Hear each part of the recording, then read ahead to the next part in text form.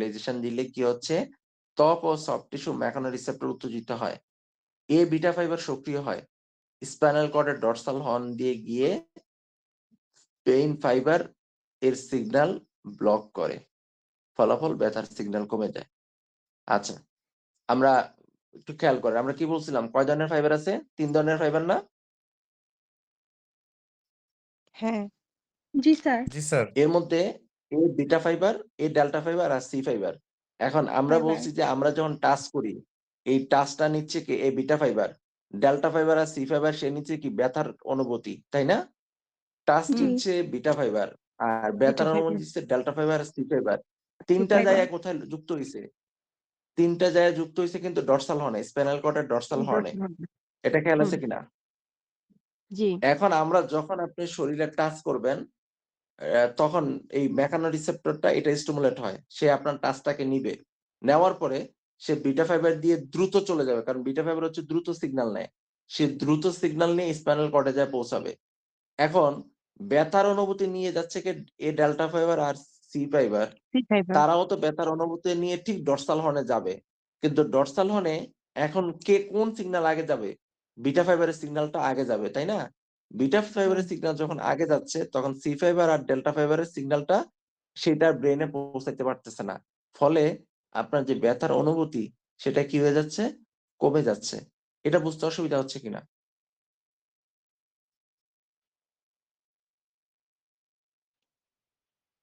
এই মেকানিজমটা বুঝতে অসুবিধা হয়েছে কিনা বলেন? স্যার আরেকবার স্যার বলেন। Sir ji. A delta fibre আর সি ফাইবারটা পড়ে গেলে ব্যথার অনুভূতি হবে না কেন? এটা একটু যদি বলতেন। আচ্ছা, ধরেন ৩ টা পথ। একটা এ, একটা বি, একটা সি। তো এ আর পেন সি, গেট থিওরি আসলে রাইট, ফেইনগেট মেকানিজম। যদি এ পেন গেট আর থিওরি পড়ে থাকে তাহলে আমাদের বোঝার সুবিধা হবে, হ্যাঁ? যে একটা ফাইবারই যেতে পারবে। আচ্ছা, আ এখন ধরেন যে ৩ টা পথ, একটা হচ্ছে এ, একটা বি, একটা সি। এখন এ পথ আর সি পথ এবং বি পথ ৩ টাই হচ্ছে যে এক জায়গায় মিলিত হইছে। একই পয়েন্টে মিলিত হইছে যেটার নাম ডর্সাল হর্ন। এই যে জায়গায় মিলিত হইলো এর মধ্যে বি ফাইবার যেটা, বি পথ যেটা, এই বি পথে আপনি কোন সিগন্যাল পাঠালে সে খুব দ্রুত যায়। সে যখন দ্রুত যাচ্ছে তখন অন্য ২ টা ফাইবারের সিগন্যাল কিন্তু তাকে অতিক্রম করতে পারতেছে না। বরং উল্টা কি হচ্ছে, তার সিগন্যালটা ওই ২ টা ফাইবারের আগে যায় ব্রেইনে পৌঁছাইতেছে। এতটুকু বুঝতে পারছেন কিনা? হুম। হ্যাঁ স্যার, এটা আচ্ছা। বুঝতে পারছি। তাহলে কি হচ্ছে যে আপনি যখন টাচ করলেন ম্যানুয়াল থেরাপির উদ্দেশ্যে, তখন ওই যে বিটা ফাইবার, বি ফাইবারটা, এই ফাইবারটা এই সিগন্যালটাকে দ্রুত ব্রেইনে নিয়ে যাচ্ছে। ফলে অন্য ২ ফাইবারের যে ব্যথার অনুভূতি, ডেল্টা ফাইবার আর সি ফাইবার, সেটা ওর আগে যায় ব্রেইনে পৌঁছাইতে পারতেছে না। তাইলে বিটা ফাইবারের সিগন্যাল আগে পৌঁছানোর কারণে বাকি ২ টার ব্যথা যে ব্রেইনে না পৌঁছানোর কারণে ওই ব্যথাটা আর তখন লাগে না। ব্যথাটা কমে যায়। এটা হচ্ছে পেইন গেট থিওরি। এবার ক্লিয়ার কিনা? হ্যাঁ হ্যাঁ। Sir, clear clear sir.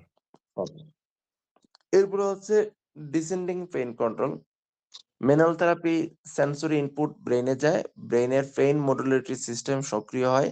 Endorphin, serotonin এবং নরএপিনেফ্রিন রিলিজ হয়। তো এইটা কি? এটা হচ্ছে ডিসেন্ডিং পেইন কন্ট্রোল। এটা হচ্ছে ওই যে আপনি যখন সেন্সরি ইনপুটটা ব্রেইনে যায় ম্যানুয়াল থেরাপির, তখন ব্রেইনের পেইন মডুলেটরি সিস্টেমটা অ্যাক্টিভেট হয়ে যায়।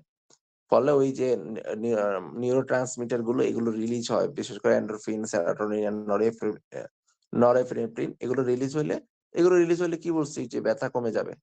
তাই না? রোগী রিল্যাক্স অনুভব করবে। তো এটা একটা হচ্ছে মূলত কেমিক্যাল প্রসেস। ১ম টা ছিল হচ্ছে একটা মেকানিক্যাল প্রসেস আর এই ২য় টা হচ্ছে একটা কেমিক্যাল প্রসেস। আর ৩ নম্বর হচ্ছে মাসল রিল্যাক্সেশন মেকানিজম। তো যখন আমরা ম্যানুয়াল থেরাপি দেই, স্ট্রেচিং করি, ডিপ প্রেশার করি, তখন মাসল স্পিন্ডল অতিরিক্ত উত্তেজনায় কমে যায়। এবং আমরা ওই যে মাসল স্পিন্ডলের ছবি দেখছিলাম, তখন সংকুচিত হলে সে একরকম, আবার সে রিল্যাক্স হলে সে আরেক রকম। ৩ টা ছবি দেখছি না?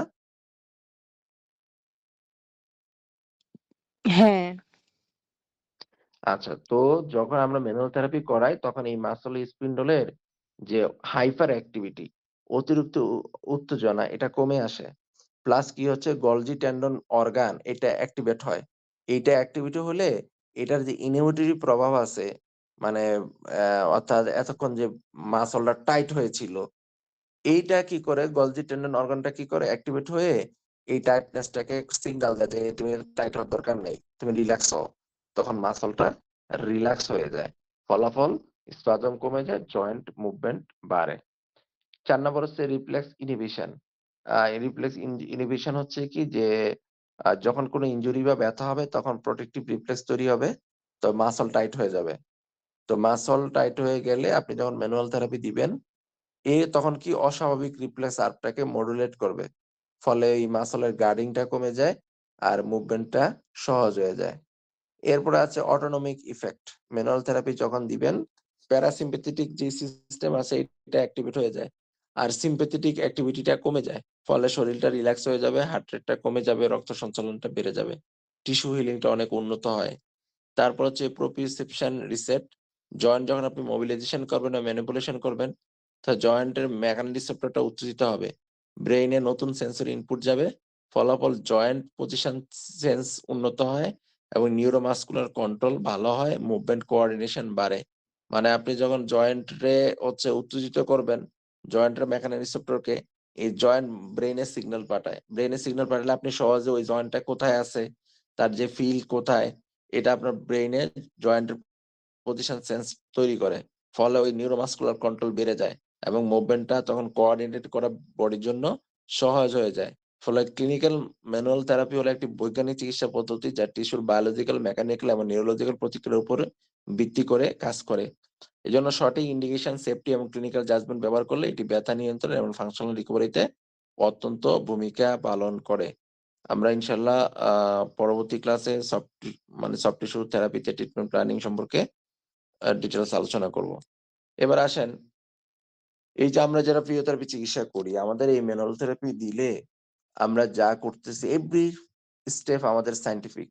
এখন যারা বুঝতে পারে না, যারা মনে করতেছে আমরা আসলে চাপ দিতেছি, টিপ দিতেছি, এইটা অ্যাকচুয়ালি তো তাদের ব্যর্থতা, তাই না বলেন? তাদের জ্ঞানের সমস্যা, তাই না? তো এইটা নিয়ে তো আমাদের মন খারাপ করার কোনো সুযোগ নাই। আমাদের তখন আরো চিন্তা করা উচিত যে আসলে এরা জানে না তাই এরকম। জানলে তারা আরো বেশি হচ্ছে এইটার গুরুত্বটা বুঝতে পারত। ঠিক না বলেন?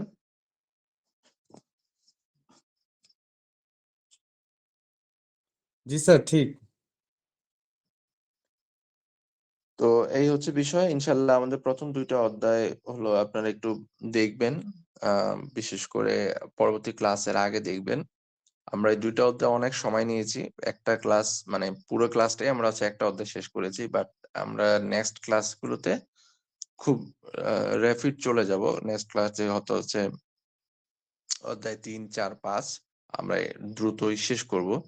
সো আপনারা অধ্যায় ১ এবং অধ্যায় ২ টা একটু আবার কাইন্ডলি দেখে নিবেন। কারো স্যার কোনো প্রশ্ন থাকলে বা মতামত ক্লাসগুলো থাকলে কি বলেন। একদিন পর একদিন নেওয়া যায় না স্যার? জি? আ কি বলছিলেন? বলেন, আবার একটু বলেন। বুঝতে পারিনি। আসসালামু আলাইকুম স্যার। স্যার ক্লাসগুলো কি একদিন পর একদিন নেওয়া যায় না? স্যার গ্যাপিং এর কারণে স্যার হচ্ছে না স্যার ঠিকমতো। মানে লার্নিংটা হয়ে যাচ্ছে আরকি। লার্ন গ্যাপিং হয়ে যাচ্ছে স্যার। একদিন পর একদিন নিলে আমার মনে হচ্ছে বেটার হবে। আ আমার তো আসলে একদিন পর একদিন নিতে সমস্যা